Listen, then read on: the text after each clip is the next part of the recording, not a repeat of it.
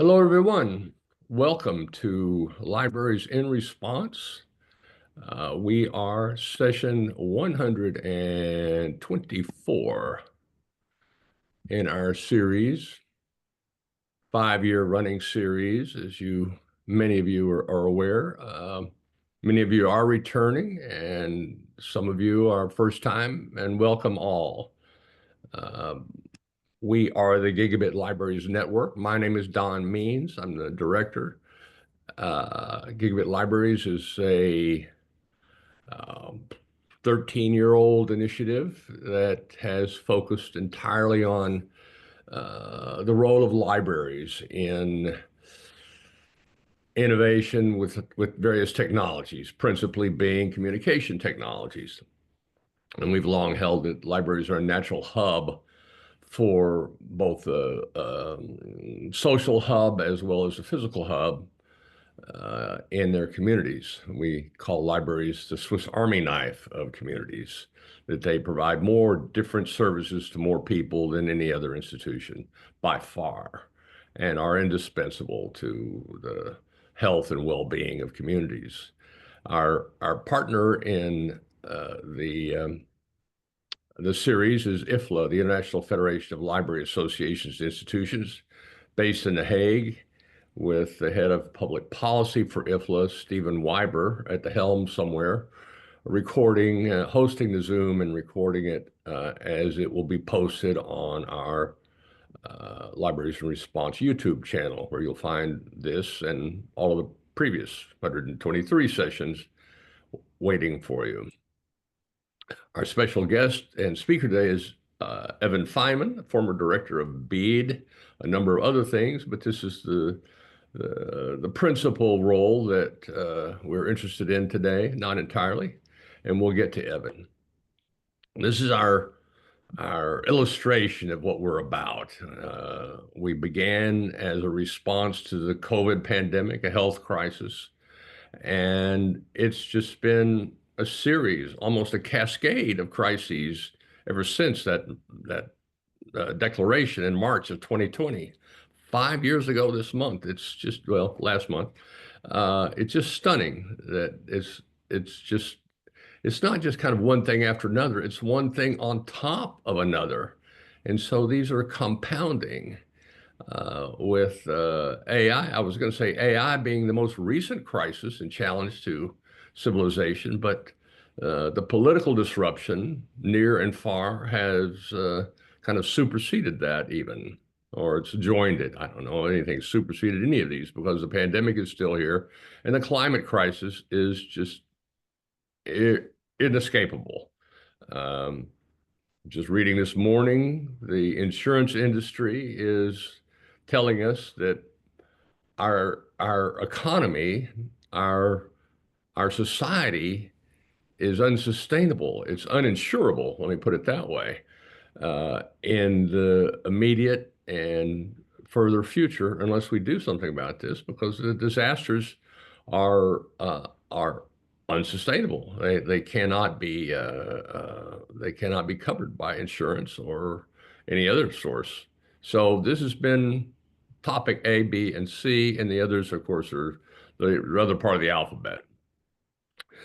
We want to thank our sponsors, the New Jersey State Library, the Texas State Library and Archives Commission, the Washington State Library, and also Mission Telecom. These are our sponsors and supporters to date for 2025, and we are so appreciative of their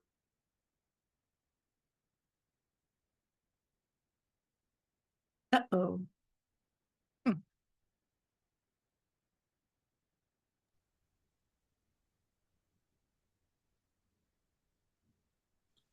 entirely Don, I think appropriate. we lost you there for a minute or two, Don. You were just on the sponsorship slide. Did you get that sponsorship? Is it lost my video or audio or? We lost your audio, but suffice to say, the New Jersey State Okay. Library. Well, let me repeat. Can you hear me now? Yes. Let me repeat my gratitude for our sponsors and supporters the state libraries of New Jersey, Texas, and Washington, along with Mission Telecom, who have stepped up to support us this year in the Libraries in Response program. And also to thank our longtime supporter, IMLS, which needs acknowledgement and support, especially these days as it's under siege. These are projects that that IMLS supported, that we had initiated back to 2013. This is an experimental wireless project using open spectrum to extend connectivity in communities, connectivity of library Wi-Fi, in effect. That morphed into a wider project beyond the walls, and how far that could go and what different kinds of wireless technologies, TV white space, EBS, CBRS, even low Earth orbit satellites. We funded some projects on that thanks to IMLS. The Community Second Nets project was basically building on top of both those projects, which was not only how to extend access that to library Wi-Fi, that tens of millions of people rely on that uh, to access the internet. Maybe most of them have alternative sources, but they have to go to a library, and that's the point. Why not have that service more available in different parts of the community? The access part of that is a companion to the secondary use, which is resilience in times of disaster and crisis, which are increasing as we've seen. Communications is essential. The very first thing people want in a disaster, I mean, after they're somewhat safe, is they want to know how everybody else is, their friends or family, are they all safe? And it's one of those things that you take for granted until you don't have it. And you'd pay anything to have that information. It's the greatest example we've come up with, the difference between data and information. How much data is in mom, we're okay, and how much information is in mom, we're okay, and what would you pay for that? Anything in those circumstances. And then Libraries in Response. Last year they were our principal sponsor. They're under siege, as we all know, but they have these projects are examples of innovative, we think, activities that very few others would fund. It's not exactly sustainability. It's new things that could be game changers. And that's one of the things that IMLS grants have done, as well as, of course, mainly support the state libraries, who in turn then support local libraries in various ways, as well as the state library itself, which has a lot of services. So special shout out to IMLS. A question hit me this morning. Why is it that all the broadband initiatives seem to come from the Democratic administrations? You'll recall in the 90s, this vision of the information superhighway, which is initially was supposed to be a public infrastructure, was it launched the web, the explosion of this technology, which now connects the majority of people in the world, probably the majority of the things in the world, to the point where it's more than just a new infrastructure. It's kind of the ring that binds them. It's almost a meta infrastructure because it's embedded into all the other infrastructures: water, power, transportation, everything. And it's just incredibly important. And then in the early 2000s, we had BTOP, the Broadband Technology Opportunities Program, which started out, this was another NTIA managed program, about $4 billion. This was intended to accept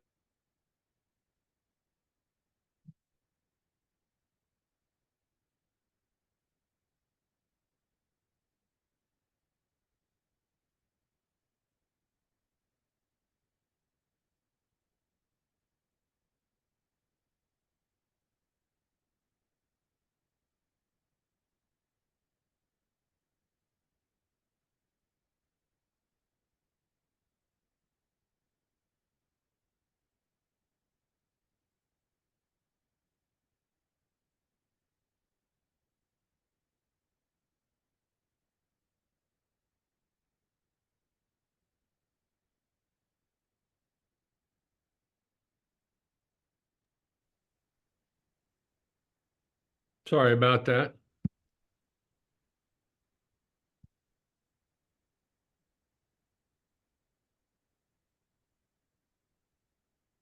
I am sorry about that. Can you tell me where I dropped? You were Mark, your describing B-top. You mentioned that all it right, was great, NTIA. great, Yeah. very much. Yes, B-top. The problem with B-top was that it only was funding a few last mile projects.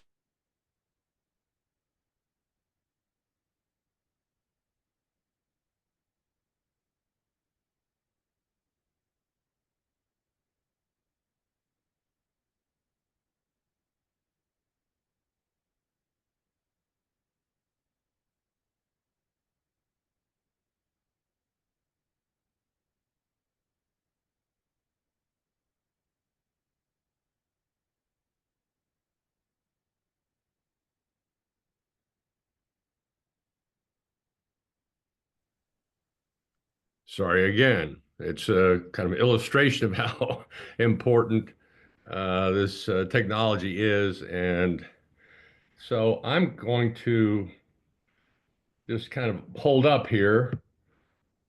And the BEAD program, Broadband Equity Access and Deployment, and it's $42 billion to complete the universal service concept that we all, not all, but that certainly we as the gigabit libraries support, but is something that markets do not support, universal service. This is not a market concept.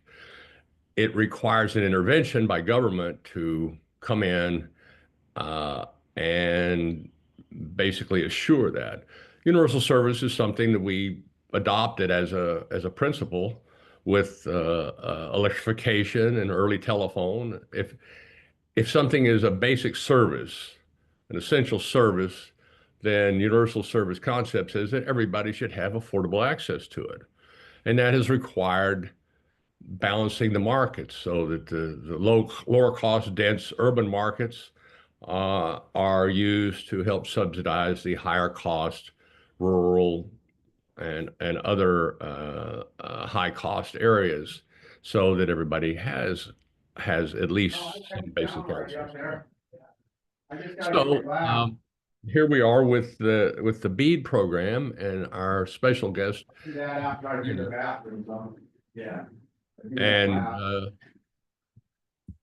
And so thank you, Evan, for being with us today and telling us kind of about the BEAD story, how it kind of came about. This is a significant amount of money in terms of the historical investment by this country, and it's taken some heat lately because, well, nobody's been connected yet is kind of the classic criticism.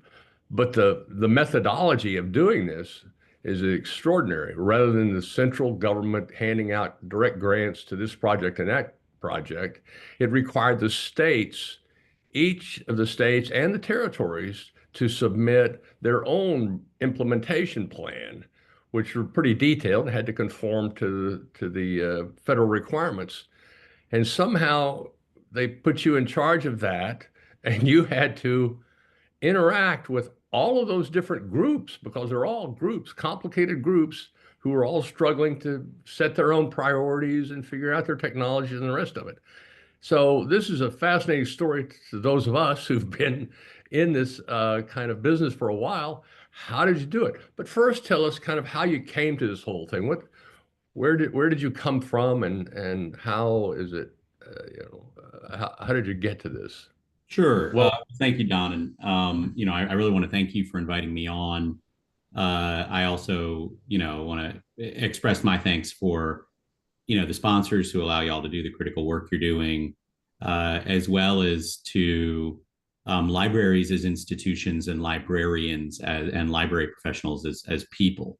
There is not a more important civilizational role than kind of maintaining our collective knowledge and making sure that it's accessible and transmitted forward.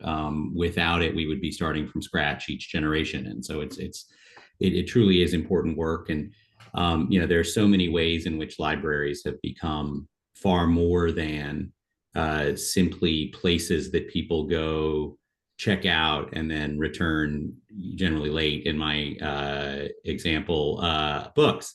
They're gathering places for the communities. They're critical support structures for people to get jobs, start businesses, bring together their community, and learn and grow. So thank you very much for having me on and doing all that you do. I have been in and about public policy and questions of how our government ought to be operating for a long time. I grew up in Lynchburg, Virginia, which is a small city, about a 250,000 people in the whole metro area, the city itself, not 100,000 folks. So not out in the rural areas, but you could get out of town pretty darn fast. And I wound up going to college, graduated from UVA in 2005. Learned at Virginia that I was not someone who was motivated particularly by wealth acquisition. The idea of working really hard to make rich folks richer and getting some piece of that was not something that really made a lot of sense to me as an occupational motivation. I really wanted to be engaged with trying to make the world a better place. I really want to leave this place a better place than I found it.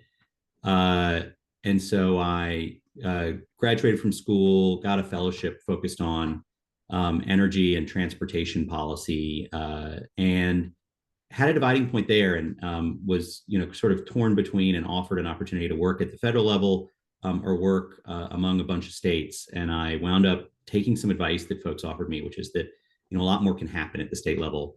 And so I wound up working in a really neat fellowship with public interest research groups, which is an organization that has a ton of really smart, dedicated people within it, both researching my findings and then being able to advocate for them in states throughout New England. I was based in Boston and working in a bunch of different capacities up there, as well as a little bit of federal advocacy. Decided that I needed to add some tools to my toolbox, went to law school, returned to Virginia to do that, went to Washington and Lee University Law School, a beautiful liberal arts college with a law school tacked onto it in Lexington, Virginia. Spent 3 years. It became pretty clear to me pretty soon that I was never going to be a lawyer. I know wonderful people you can call if you need a good attorney. I'm not it. But I did find that it was a really important exercise in both the structure of our constitutional republic, as well as advocacy around training and advocacy around how to communicate complex topics quickly and persuasively. I'm better, I think, at the persuasive part than the quick part. Feedback I get a lot is that I say too much. Sorry. I then did a whole bunch of different stuff. I was at a public interest think tank. I did some campaigns, focused on budget and fiscal policy, for tax policy in particular. Wound up on a gubernatorial campaign working for then candidate Terry McAuliffe. I was his policy director. He won the Virginia governor's race in 2013, entered the governor's office with him in 2014, was deputy secretary of natural resources for a while. Then he sent me over to take over and reform a challenged rural economic development agency. The Tobacco Region Revitalization Commission was funded. We were not pro-tobacco. We weren't anti-tobacco. We just weren't, it wasn't our bag. We were funded out of the settlement that the various attorneys general had with the tobacco companies for lying about the health impacts of cigarettes. And my mission was to reform and make far more rigorous and impactful that organization, which was focused on economic recovery in rural Virginia. Rural Virginia was once the most prosperous part of the state as recently in the late 70s, through no fault of their own, four entirely separate economic sectors: textiles, furniture, tobacco, and coal production were all wiped out in a very short macroeconomic window. I mean, less than a kind of a decade. And they'd really experienced a tremendous amount of devastation. We had hundreds of millions of dollars that we could deploy, but we needed to be deploying them wisely. And we were doing that, making investments in industrial sites, making investment in workforce development. And I wanted to focus on data-driven, rigorous outcomes. And I was looking at sort of the traditional playbook for rural economic development. And we were running those plays, and we were running them well. We had really strong and well-characterized workforces. We had beautiful industrial sites with turnkey shell buildings. We had competitive incentive packages. We were never going to, Virginia's a low incentive state by and large, but we make up for that with the quality of our offerings. And we kept missing. We were putting forward what should have been a winning proposal and not getting businesses. And not all the time, we still landed some, but particularly in a set of communities. And so finally got together with some site selectors and some executives who were decision makers. And what became clear pretty early was that in the absence of broadband in these communities, large business expansions were simply not going to take place. And, I'd say, whoa, we can get us fiber to this manufacturing facility, this office building. What do you need? And they would say, no. We need it in the community. If we can't email our plant manager at 2 a.m. and say, we've got an investor call at 9 a.m. and we need to have answers to these questions so that we can, talk to the money guys, we're not going to put a facility there. And that was kind of a light bulb moment for me. And so we first, through that organization, laid thousands of miles of fiber throughout Southern and Southwest Virginia, and then as well as spun off some really incredible organizations. Then I was actually thinking of leaving government, and the incoming governor-elect, then Lieutenant Governor Northam, asked me to stay in Virginia government, continuing to run that organization, but also take on building the Virginia Broadband Office as his chief broadband advisor. I asked Governor Northam, since these were 2 budgeted for full-time positions, if I could have 2 salaries. He said no. I said, great, thanks. And saluted. Generally, you want to say yes when governors ask you to do stuff. I said, yes, sir, stuck around. And we were fairly successful in the Virginia broadband effort. We pulled together an incredible coalition of support running across the whole of society, and funded, grew that program from $1 billion a year program to ultimately leveraging a little under $1 billion of public funds to draw in more than $1 billion of private capital. And when we exited, when I left the effort, nearly every county in Virginia had a fully funded and construction underway project to get broadband to every citizen. The goalpost moved a little bit since then. We were shooting for 25.3. It's now 100 over 20. But much of that work remains really highly impactful, and many of the projects that we funded then were met the standard that we've got now. I then got some outreach at the conclusion of Governor Northam's term from the B.E.A.D administration, and after some conversations with folks at NTIA and Secretary of Commerce Gina Raimondo, joined the NTIA team to lead the BEAD program. And it was a really exciting opportunity to do some good for millions of American families and businesses. And so I jumped at the effort, or at the opportunity. And I think I'm proud of the work that we did. I'm really proud of the team that we were able to put together, and the incredible work my colleagues did, both in Virginia. In particular, the libraries were great allies of ours. I want to call out in particular the Library of Virginia, which is an incredible high capacity organization. If you're ever in downtown Richmond, it's a beautiful facility as well. Cindy Church, who's this incredible public servant, is a great leader there, and she was a great ally in our broadband work, and we were able to really get an awful lot done, first in Virginia, and then for the whole nation.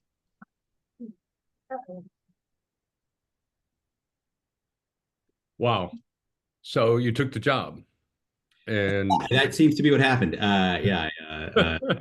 And so I was fortunate enough to be able to do it from here in Richmond. okay. The team was national, the work was national, and so I could drive up to DC when I needed to be up there, but I really wanted to be focused outward. So this what's what was the organization that you put together? I mean, all right, here was a notice of opportunity. Everybody responded to it, and you had a checklist of who responded, who hasn't, and why, and what they're saying. Well, you can't do anything big like that without, oh, Cindy's here.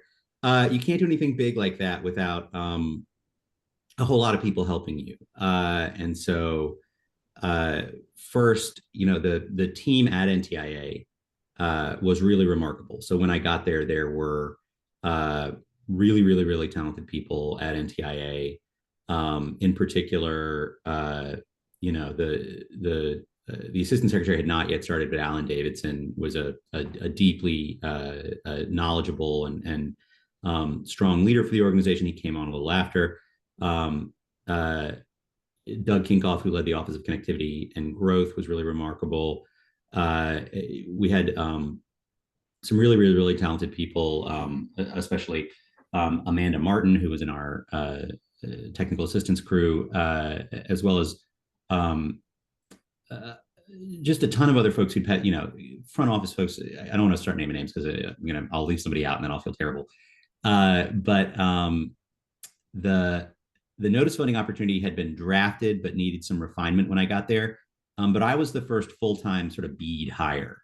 And the first order of business was putting together a team. And so I worked through my network and my networks and other folks. I was calling people and saying, who do you know who's smart about, it didn't even have to be broadband. I could teach people. I was really looking for, how good of an organizational policy and small and political athlete somebody was. I really hired for talent first, and we were able to get a really remarkable crew of folks together in the federal program officers, and then our regional directors. We broke the nation into 7 regions, and so every state had an individual person they could call. Some states, some program officers represented multiple states, but really, really, really talented group of people who are by and large still there. Really appreciate the work that they're doing, trying to make it happen for the whole nation. And we rolled the program out. It was a complicated program. It was a complicated program first and foremost because of the way the law was written. And, that law was not written in the way I might have written it. Fortunately, we are not a nation where an individual just writes a law and it becomes the case. And so while, every piece of that legislation was not something that I thought was brilliant, it did lay out a structure that would allow us to get the job done. And critically importantly, from my perspective, it designed a program that was fundamentally a state-led program. I spent a ton of time when I was representing the Commonwealth of Virginia, pounding on podiums, telling the feds to get out of the way and let us get the job done. We have run the experiment many times as to whether or not a centralized, out of DC, top-down, least cost model can close the digital divide. And that experiment, having been run so many times, Reconnect, CAF1, CAF2, BTOP, RDOF, none of these programs got the job done because you're too far from it in DC. And so one of the things that made me want to join the effort was that it was an effort that, we laid out some broad guardrails, but then we gave states the flexibility to chart their own course between those guardrails, both in terms of the manner in which they executed the program, but also in large part the speed with which they executed the program. And that effort, it has begun to yield fruit, sadly a little late. And so, I think we're going to talk about some of the changes that are coming together. But,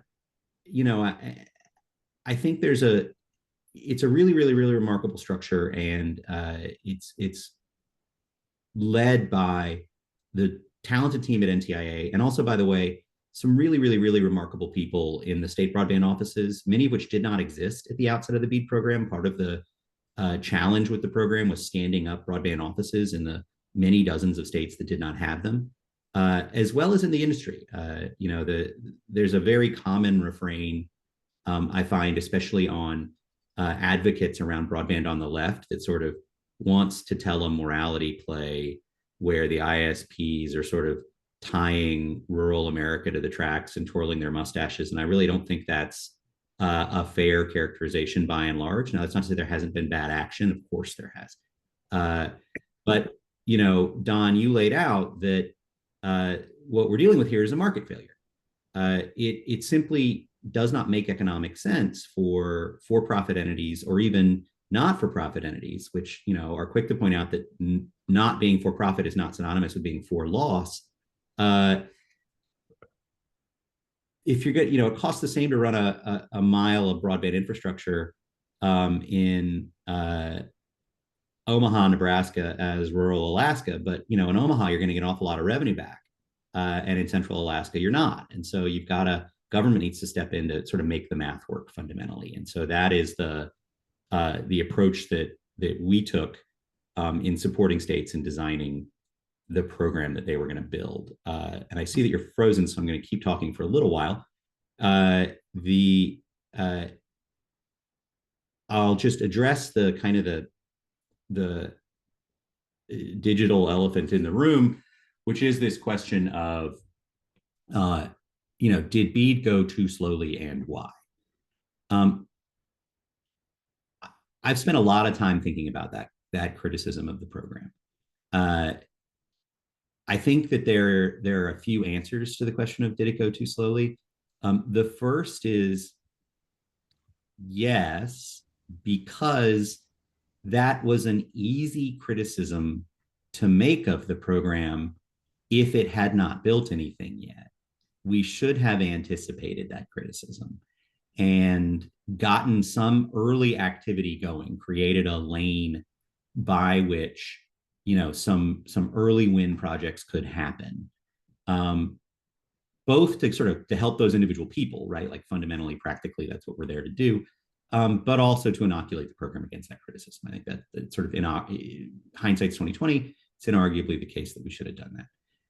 More broadly, though, I don't think it's a particularly fair criticism if you're trying to evaluate the program from a pure on the merits policy question.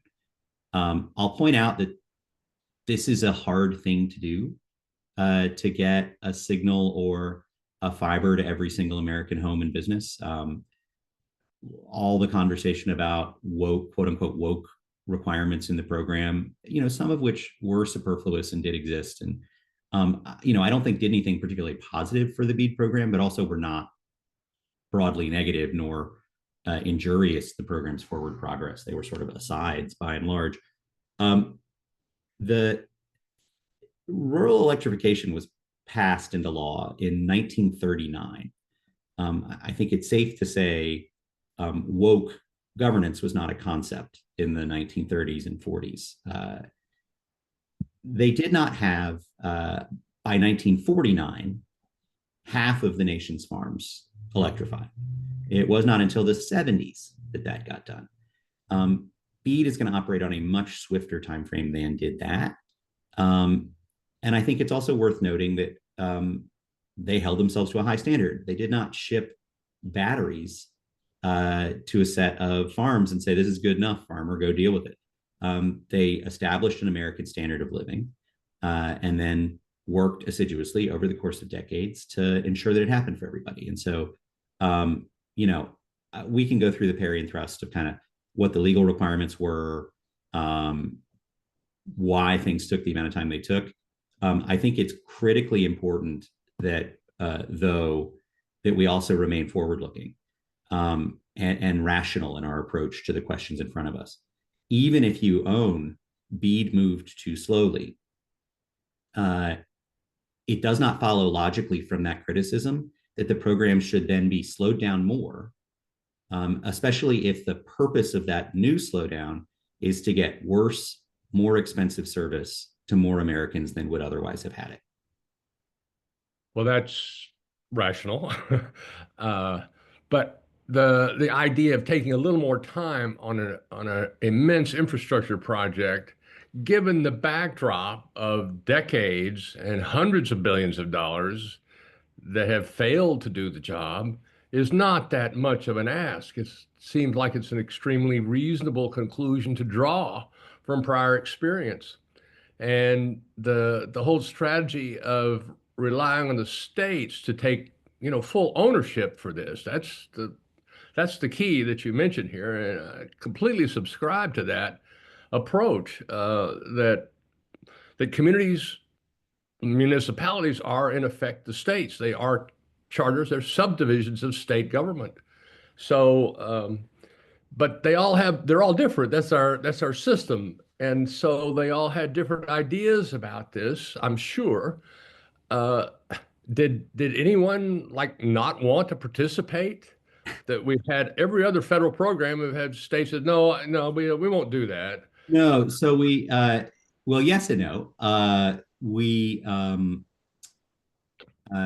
all 56 states and territories that were eligible for the program indicated their interest in participating, and in fact have stood up offices and set about in remarkably different ways, building out their broadband connectivity plans. Every single network build is a custom build. The topography is different, the nearby networks are different, the communities are different, and the needs of those communities are different. And when I think about the structure of a federal program looking at a community on a map, the decision maker almost certainly has never put their feet on the ground there. And going to a company and saying, you company, here's some money, go build in this state, in that community. This is the technology you should use, and just do it without ever being in dialogue with that state, without ever being in dialogue with that community, feels insane to me. When I think about the incredible state broadband leaders that exist across the country, they know better than anybody at NTIA, and by the way, anybody at FCC and anybody at USDA, they know better what their communities need, and not because they're perfect sitting in their state capitals, but because they're in dialogue with community leaders and ISPs in their states, and they know the right project, the right technology.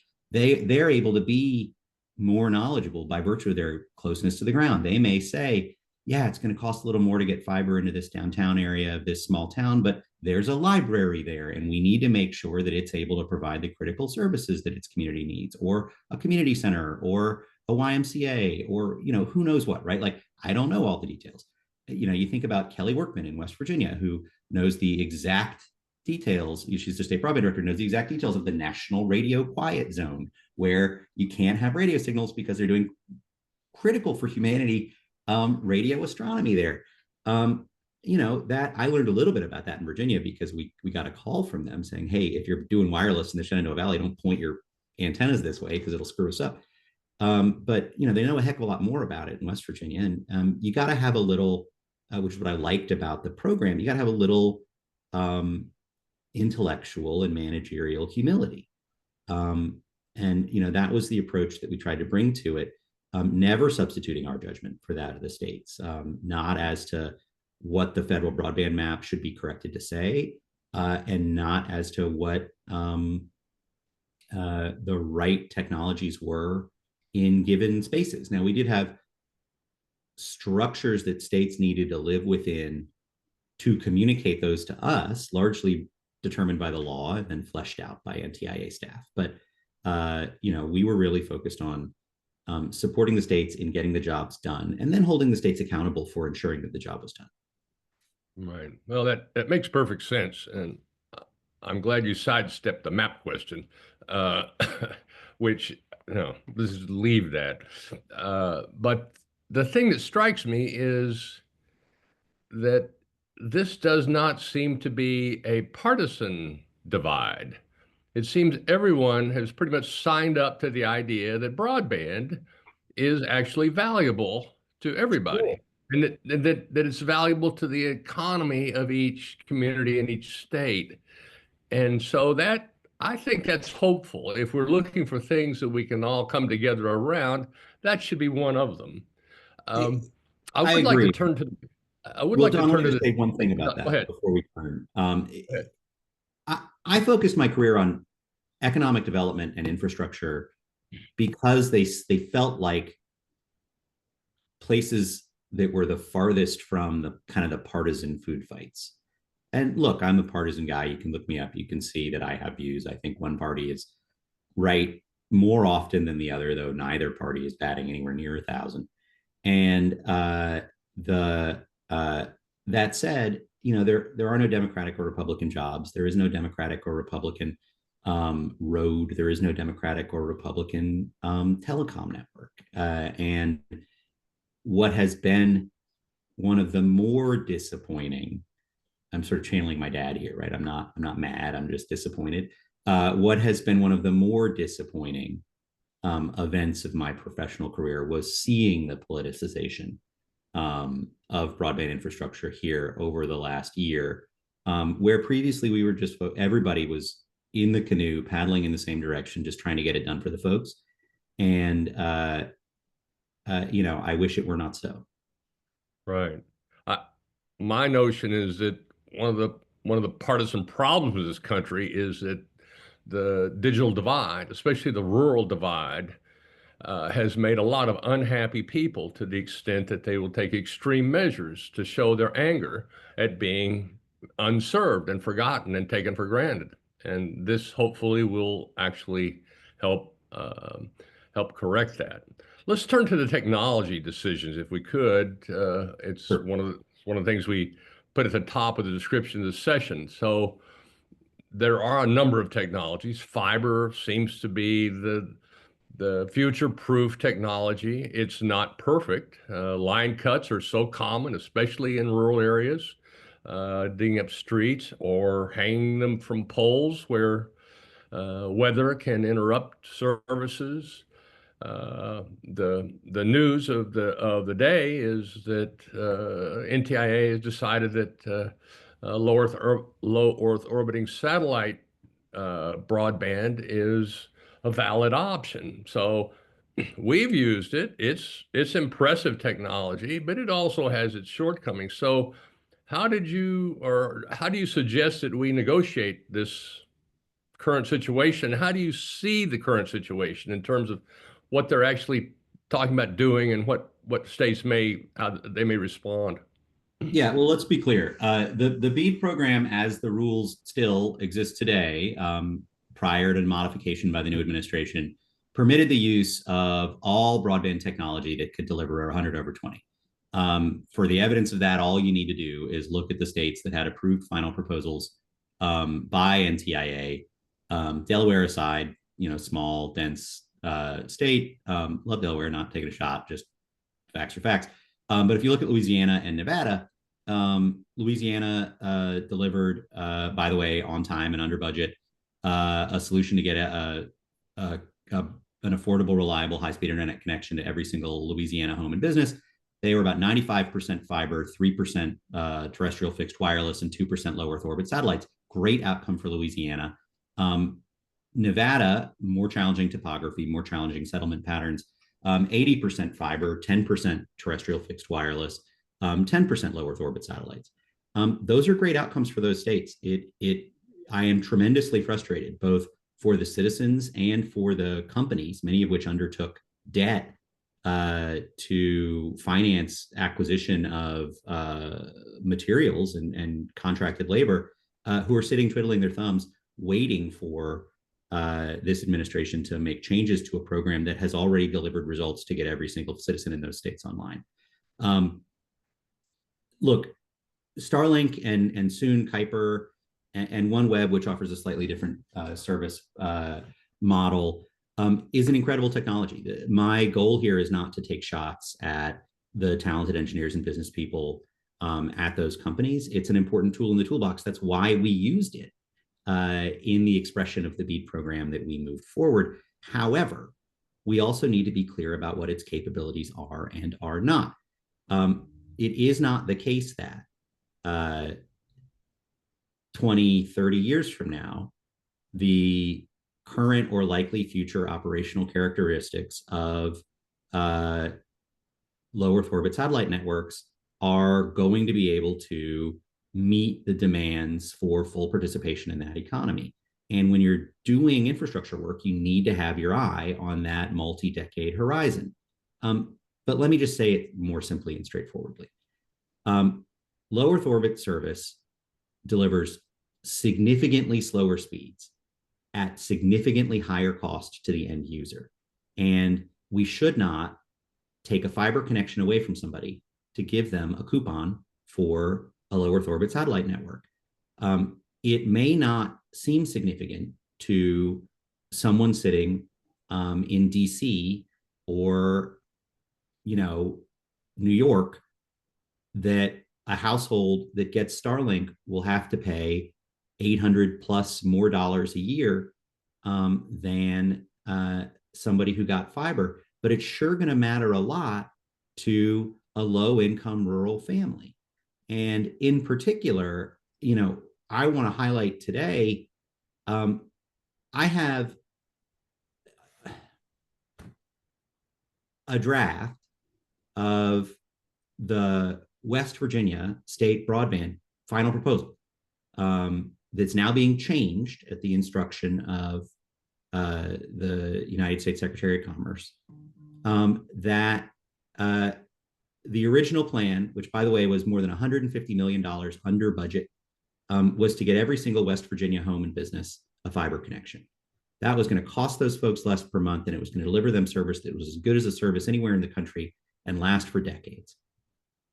The idea that now we're going to make that state go spend a bunch more money re-engaging their very talented consultants at Tilson and spend more time delaying the connectivity of rural West Virginians so that we can deliver them worse service that's going to cost them more per month is nuts. And that's the direction the new administration is going, that I'm really hoping we can persuade them not to. I see the Benton Institute has put forward a really strong bipartisan letter from state legislators from all over the country, asking that BEAD be allowed to move forward with the rule set that exists, or a new set of rules. Make it optional and leave states in the driver's seat for how to get the best connectivity to their folks. But we cannot offer people slower, more expensive service when another option is on the table. Our kids will not thank us for those decisions. And you have to think in decades when you're thinking about infrastructure. A long list of things we won't be thanked for by future generations, I suspect. Our take on this technology, on a low Earth orbit technology, of course, you can get it today, right? It'll be in the mail tomorrow, and you'll be up and running, and it's broadband, or it's pretty fast. But its value to us is that it could be an interim solution while you're waiting for the fiber deployment. And then after fiber, it becomes a redundant resource for when things go out. These poles blow over, you need something, and it's really good for that. It's basically immune to weather disasters and so forth. So do you think that they will make the states redraw, redesign, resubmit their applications, or will they? Yeah, no, I'm really worried about that. But I don't see any other way to do it. Fundamentally, you've got 5 states now that have completed plans that they're hopefully not sending back to the drawing board, but we've seen West Virginia already is. We'll see if the others are sent back there. Connecticut, which is in the same posture as West Virginia, and then the 3 states with approved final proposals who remain in limbo. Those states, by the way, could have had shovels in the ground already. The remaining more than 30 states now have opened up subgrantee selection. Those rounds have gone really well, by the way. ISPs, the industry has come in a big way. In almost every state, more than 95% of ISPs that operate in the state applied for BEAD. A couple of states had some stumbles out of the gate. I think largely on the basis of having overreached in their program design, and that's okay. The program is designed to be flexible. They can go back to the drawing board. They can come back with changed rules to meet the industry where it is. There's no way, if you've got private actors bringing forward proposals, if you change the rules of the game in the middle of that, you have to give those actors an opportunity to go amend their proposals. It's not fair otherwise. But this is not some academic exercise. The ISPs that who put in their bids to serve their communities in these states have spent hundreds of millions of dollars of private capital to prepare their proposals for this program. And fundamentally changing the rules is just lighting that money on fire. And, folks may not have sympathy for the corporate bottom lines and shareholders of the nation's largest ISPs, though I would argue you still should.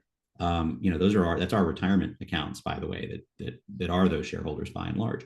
But the majority of winners that we're seeing in these state-run selection programs are small and mid-sized ISPs. A majority of them electric and telephone cooperatives who are not for-profit organizations. They don't have millions and millions and millions of dollars to spend engineering proposals only to have that proposal thrown in the trash and then come back and do it again.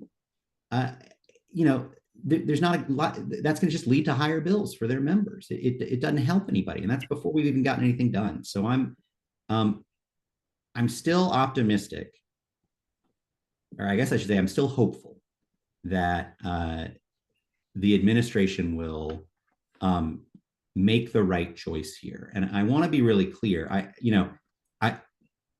I was let go from my position. That is any new administration's prerogative. I was not wronged in that way. I am disappointed that I can't see the program through, but it is certainly nobody's entitled to a position in government.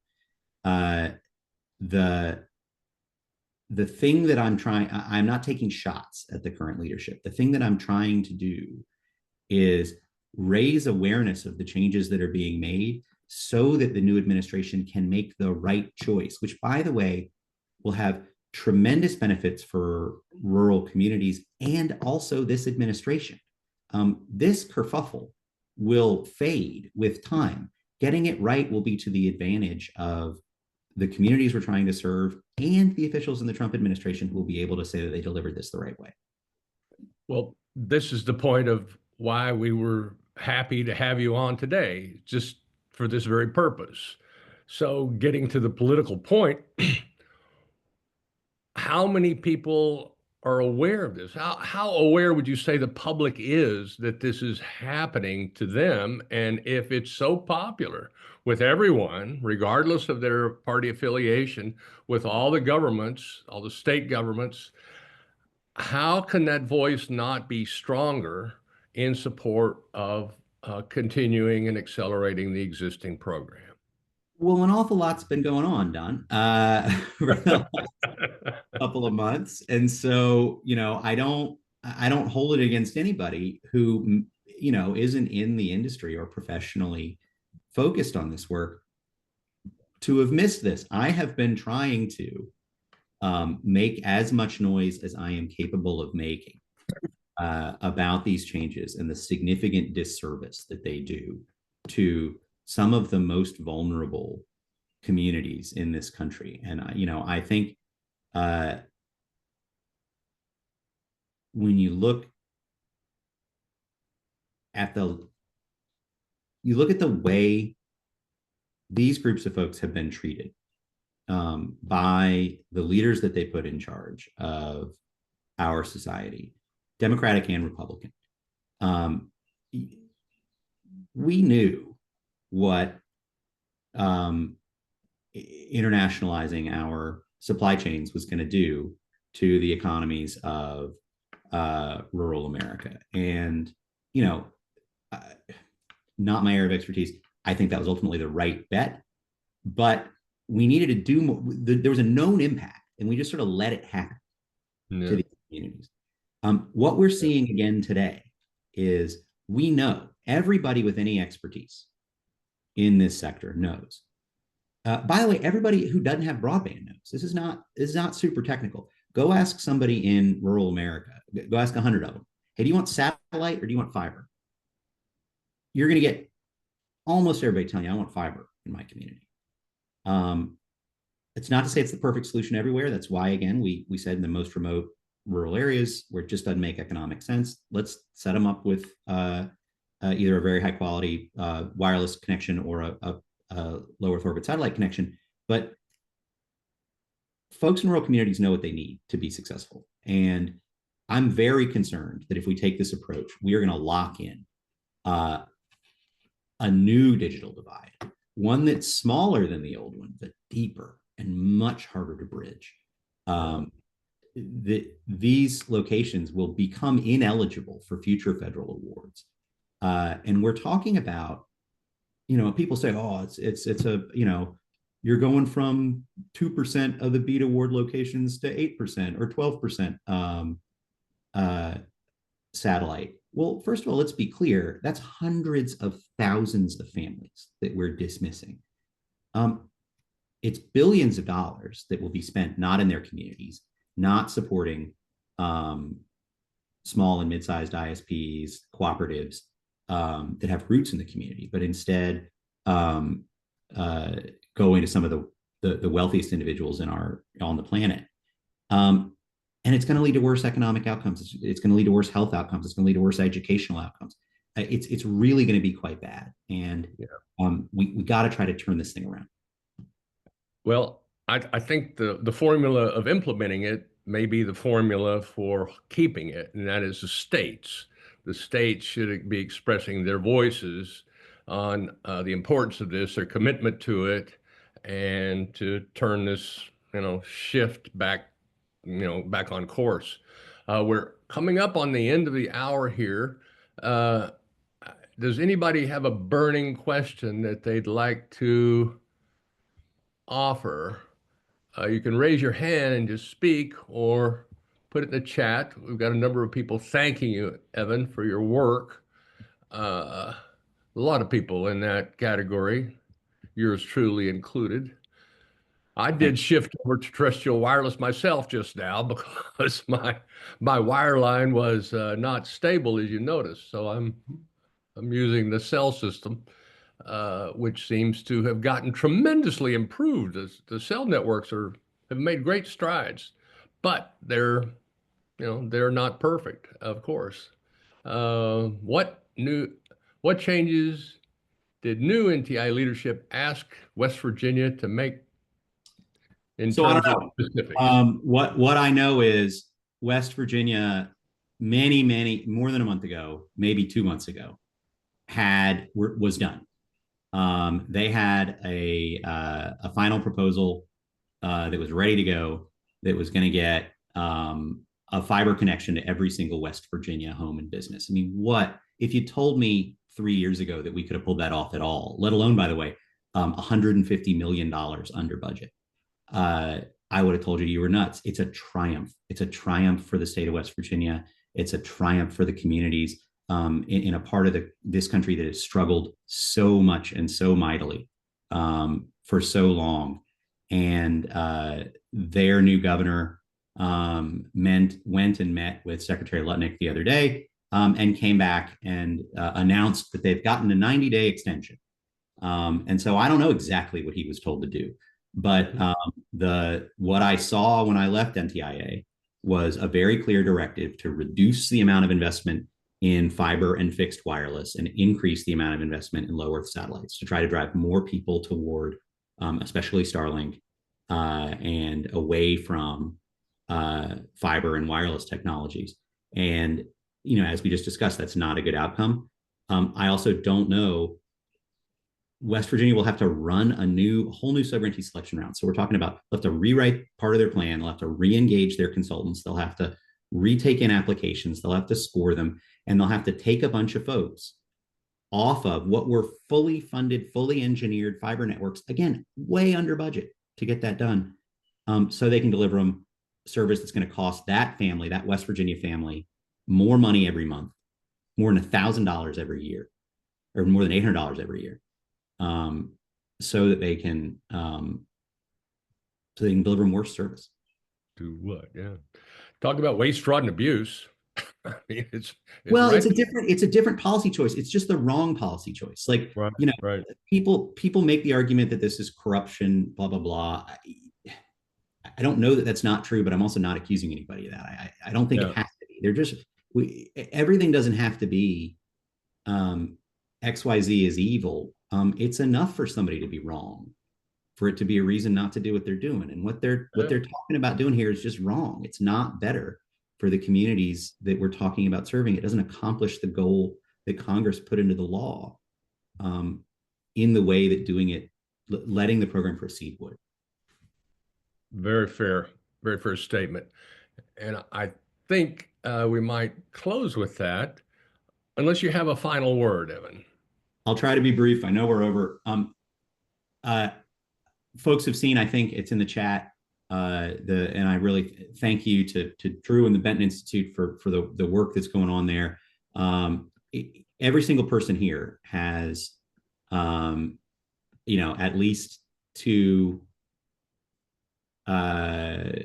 state apologies to our one unicameral state, but it generally has two state legislators. Please call them and ask them to sign this letter, urging that the program be allowed, that changes to the program be made optional, and that states remain in the driver's seat to pick the right technology and the right rule set for their folks to get online. If your state government decides that more Starlink is the right choice, I'll defer to that choice, but don't let folks in DC dictate the connectivity future for your communities. It really would be a terrible error. That's the whole architecture of the program. Just what you just said right there. Well, I wish us all good luck with this. We need it. This is finally a chance to really take hold of this pervasive problem that we have and suffer from. And I thank you so much, Evan, for your work in doing this. It's just an amazing story, an astounding story for anybody that's had any experience in government, to understand the complexity and the difficulty of what you've taken on and achieved, or tentatively achieved.